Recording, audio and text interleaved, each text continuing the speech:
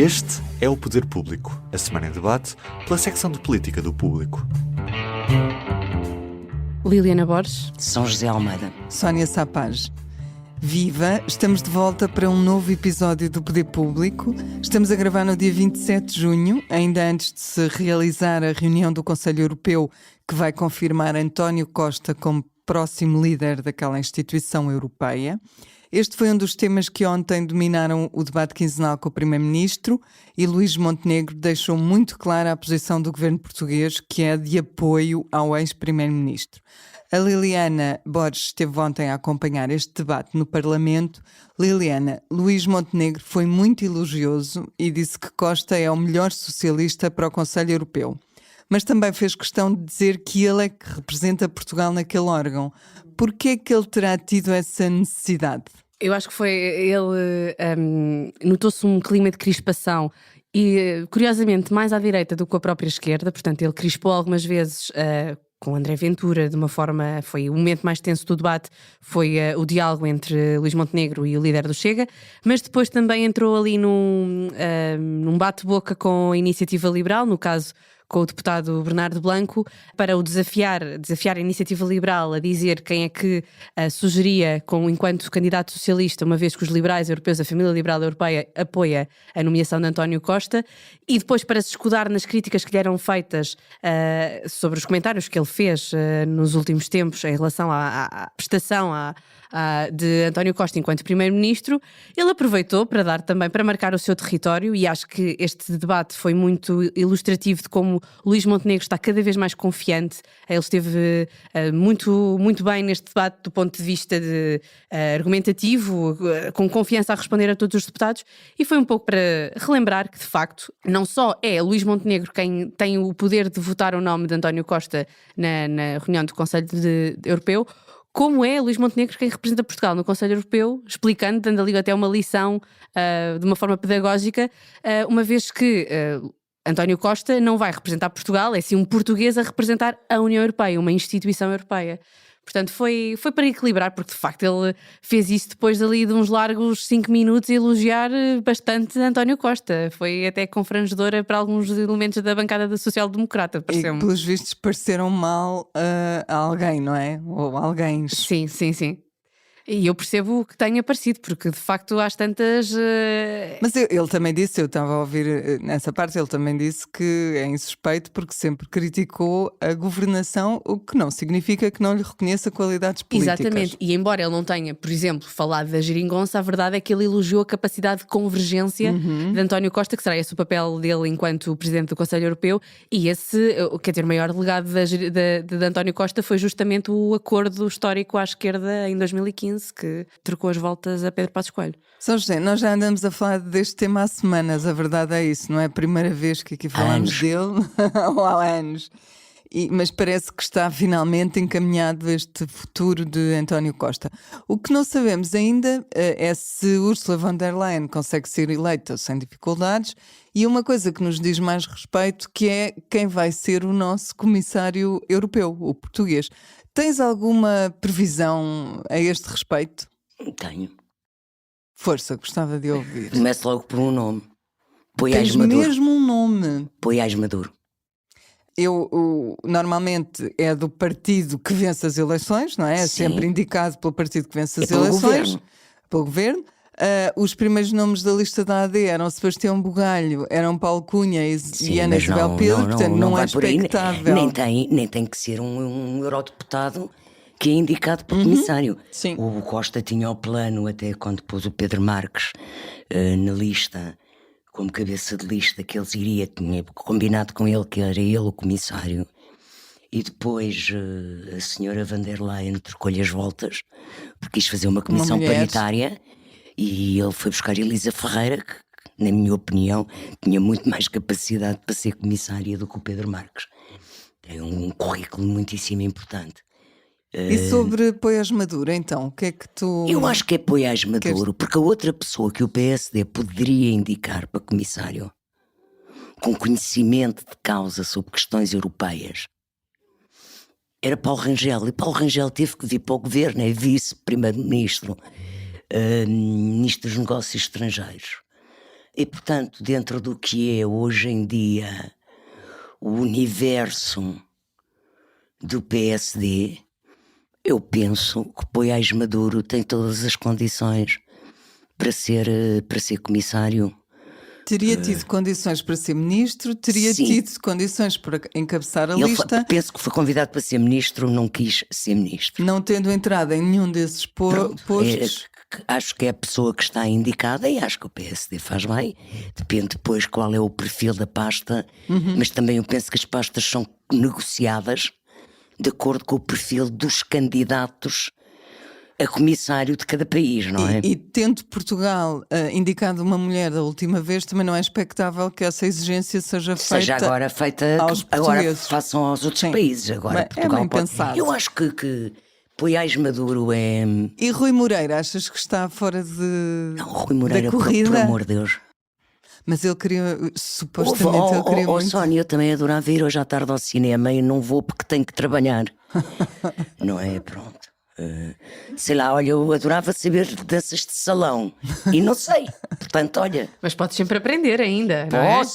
posso. Já Isso vou um bocadinho tarde. aí já é uma escolha tua. Eu Rui Moreira digo parece que não todo. tem E o a Rui capacidade Moreira de já, ver. eu acho que o Rui Moreira já é um bocadinho tarde.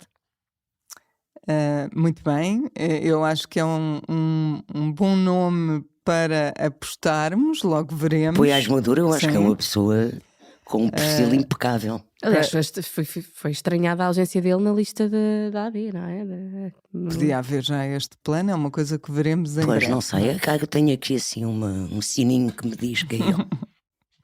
Voltamos ao debate de ontem. Houve alguns temas em que ficou claro que o PS e o PSD têm projetos políticos distintos, como é natural, e sobretudo concorrentes, mas também houve sinais de entendimento, nomeadamente ao nível da reforma da Justiça.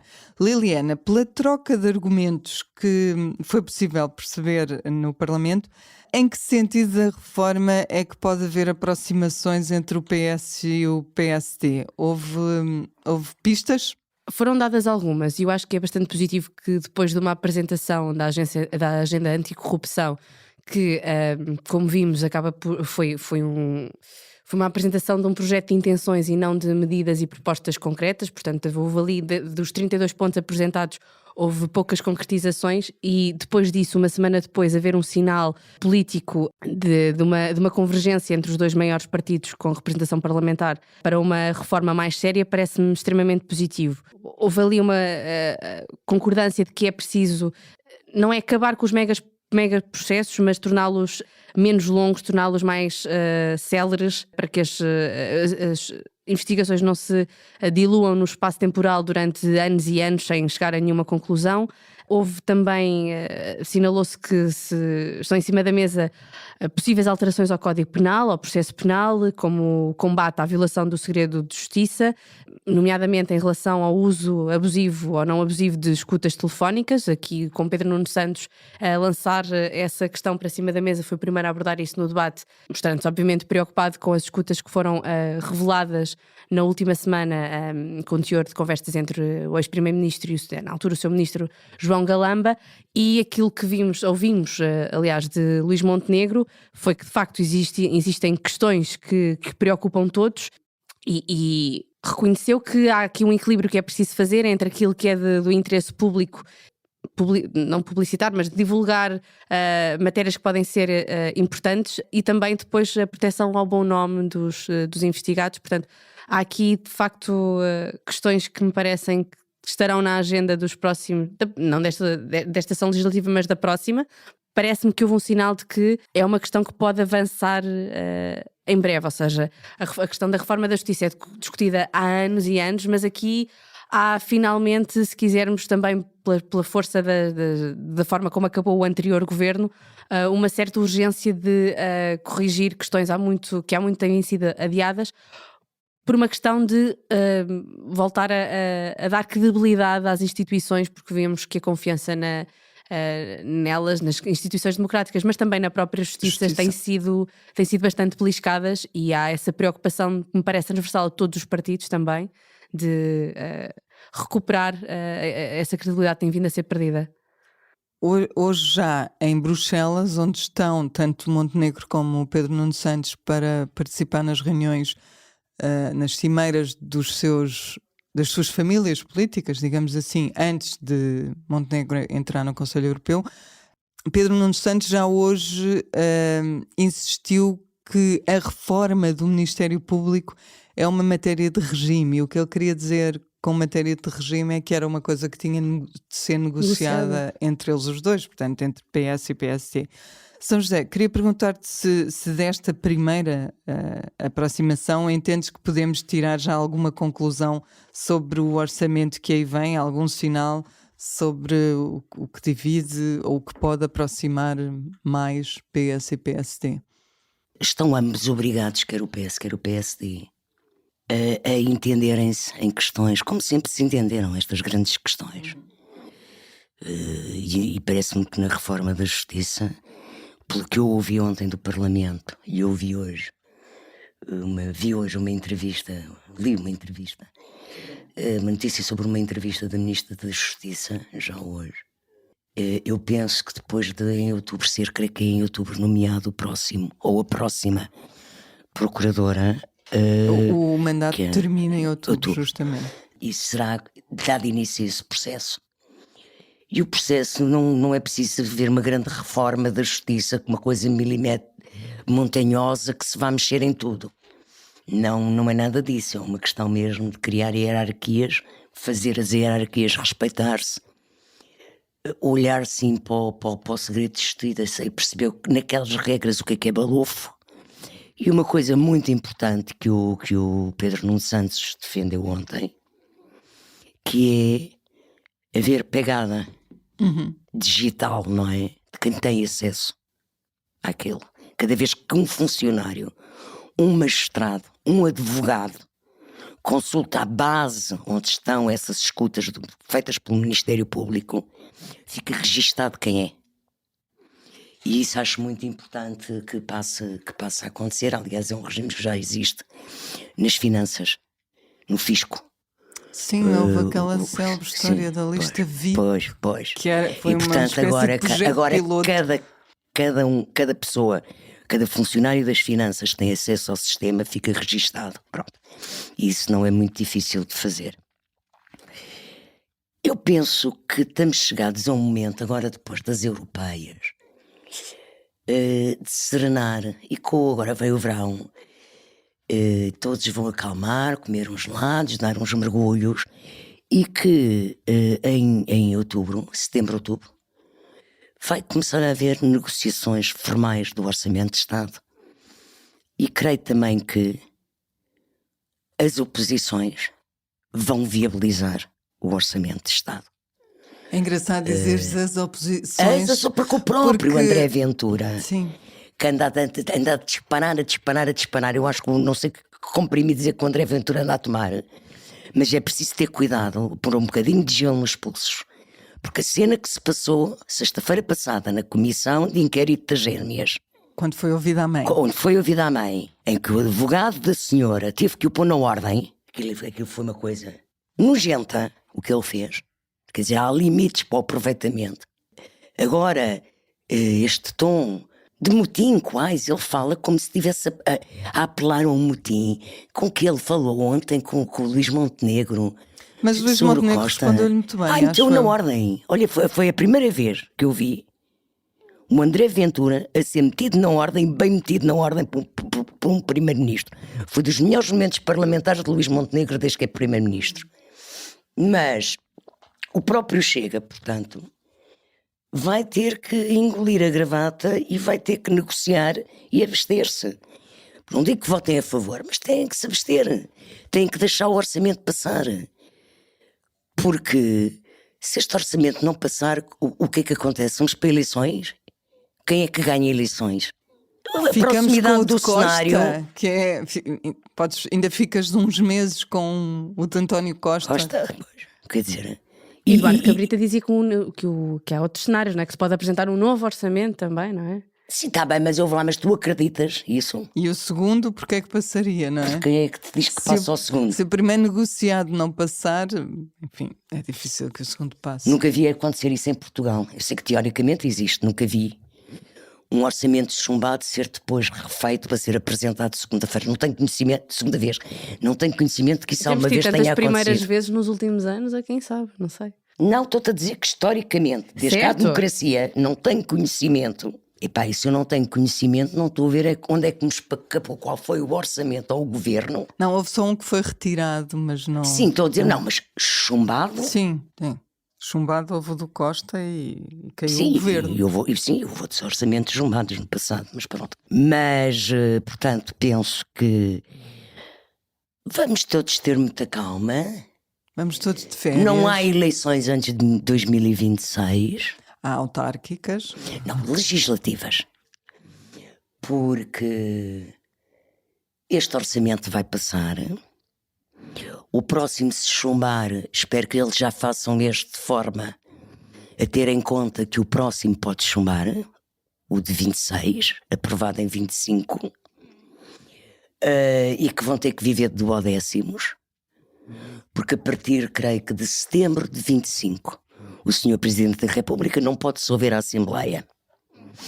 Setembro é em cima das autárquicas e em cima do Orçamento de Estado. Portanto, o próximo Orçamento de Estado já é chumbado dentro do período de nojo que o Presidente não pode dissolver.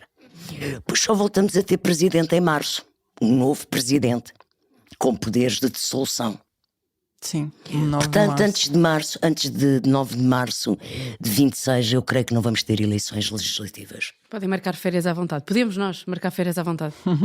Não, que haverá mais coisas, como é óbvio, não é? E as autárquicas, mas não haverá legislativas, creio não. Cada vez isso, olha, eu lembro-me muito bem que em 2015 toda a gente dizia, cada vez que havia uma negociação de orçamento, que era agora que o governo ia cair.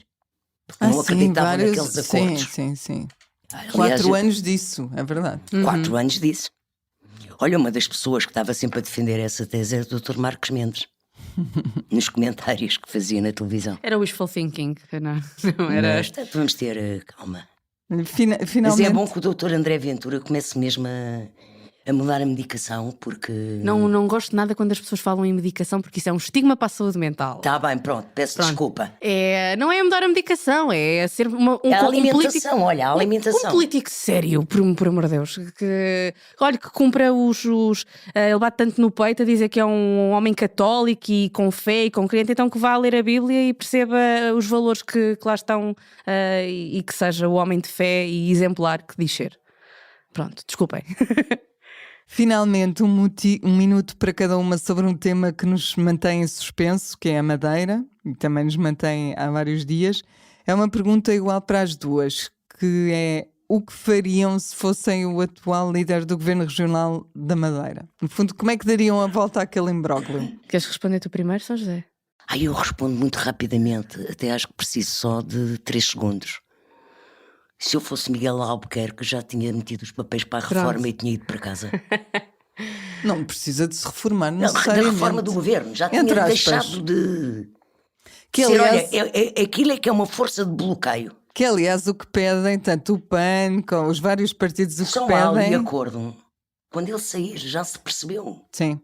Liliana, e tu? Olha, eu para fazer as pazes com a São José concordo com ela e também acho que Miguel Albuquerque, a Madeira tem este problema de ter pessoas agarradas ao poder durante muito tempo. Eu acho que isso não é saudável para ninguém e as mesmas caras durante muito tempo, e acho que toda a gente beneficiava se houvesse uma renovação, não digo de cor partidária, que isso aí cabe aos eleitores decidir nas urnas, mas de líder, e acho que limpava a confusão em que o próprio PSD Madeira se meteu e que levou à queda do Se governo ele em se primeiro momento. demitir e o partido apresentar outro candidato a primeiro-ministro, não é preciso haver eleições. A primeiro-ministro. A líder do Governo Regional. Primeiro-ministro regional, Sim, presidente do governo regional. No fundo é a solução que existe cá, que existiria. Muito bem, passamos ao público e notório, que é a nossa reta final. E eu, se me permitirem, gostava só de fazer que é um registro, na verdade, vou pelo lado do notório, que é o facto de 4 jornais ou mídia portugueses terem recebido uma espécie de medalha ao serem proibidos na Rússia. Prémio de mérito. Prémio de mérito. Foi o Público, o Observador, o Expresso e a RTP Internacional, pela cobertura que têm feito da guerra da Ucrânia. A Embaixada da Rússia diz que devíamos usar a expressão operação especial em vez de guerra. Mas enfim, convém registar isto. Eu acho que para nós é melhor do que pior. É uma medalha. É uma medalha, sim. Liliana. Podemos passar a pôr no cabeçalho do jornal todos os dias no papel, proibido na Rússia. Houve pessoas a darem-nos os parabéns nas redes sociais. Passou-me. Não eram russos. Não eram russos, não eram Nem russos. todos os russos pensarão da mesma maneira. Claro. Então, o meu público e notório é uma declaração, uma entrevista de Alexandra Leitão, líder parlamentar do PS, a um novo programa da Antena 3, Dona da Casa, aliás, não Dona de Casa, Dona da Casa, em que é um programa dedicado às mulheres e onde foi abordada a questão da representação das mulheres na política, e Alexandra Leitão, e aqui é preciso desvaziar o balão das notícias dos títulos que foram feitos esta quarta-feira, dar conta da sua intenção da sua disponibilidade para ser Primeira-Ministra e explicar que isto também acontece num contexto de uma entrevista específica sobre a representação das mulheres. Ainda assim, acho que é interessante começar a discutir-se com mais seriedade a chegada de uma mulher à liderança do PS, e recordo que Pedro Nuno Santos, na noite eleitoral, cavalgou entre aspas, a expressão se calhar não foi muito feliz, mas destacou que a vitória do PS representava a vitória pela primeira vez de uma mulher numas eleições nacionais, mas depois acabou por falar primeiro do que Marta Temido, a candidata à cabeça de lista. Acho que também não lhe ficou bem e, portanto, eu vejo com algum interesse que as mulheres do PS, que é um partido, aliás, que tem um grupo de mulheres socialistas, comecem a posicionar-se para cargos para posicionar-se como possíveis secretárias-gerais do partido. Acho que o PS, sendo um partido que bate tanto no peito como sendo progressista, ainda não deu esse espaço a nenhuma mulher para assumir esse papel. São José. Pois eu hoje tenho um público notório mais olé-olé. A Princesa Leonor, a herdeira da coroa espanhola, vai estar em Lisboa por um dia, no dia 12 de julho. Vai ser recebida pelo Presidente da República.